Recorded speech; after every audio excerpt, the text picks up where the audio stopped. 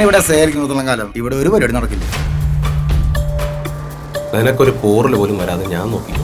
എല്ലാരും കൂടി എന്നെ എടുത്ത് പഞ്ഞിക്കിടും നാട്ടുകാരറിഞ്ഞ. അവളുടെ കെട്ടിയവൻ കവട്ടയത് കൊണ്ടല്ലേ. നീ ഇവിടെ ഇങ്ങനെ അടിച്ചോണ്ട് നടന്നു. അവള് ഹൈറ്റിലുള്ള ഒരുത്തനുമായിട്ട് ചെറിയ ഒറ്റക്കളി ഉണ്ടെന്ന്. അവളെ കണ്ടതിനും പോട്ടെ, എപ്പോ നോക്കിയാലും മെമ്പർക്ക് തന്നെ. എനിക്ക് സാറിന്റെ മുകളിലേക്കുള്ളവരെ വിളിക്കേണ്ടി വരും. എന്നാ പിന്നെ നിനക്ക് അവിടെ പോയി ചിന്തിക്കരുതല്ലോ.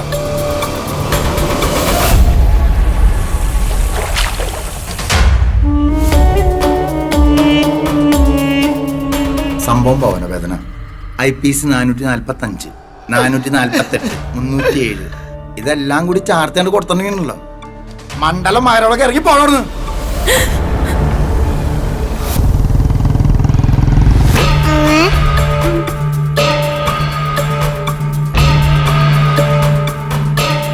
സാറേ അയാളൊരു വൃത്തിയായിട്ടവനാ സാറേ. വണ്ടി പോകുന്ന കണ്ടു.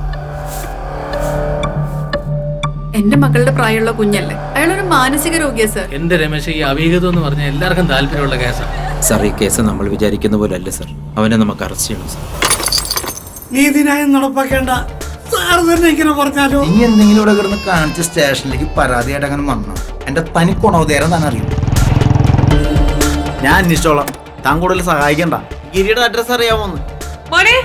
എനിക്ക് വേറെ നിവൃത്തി.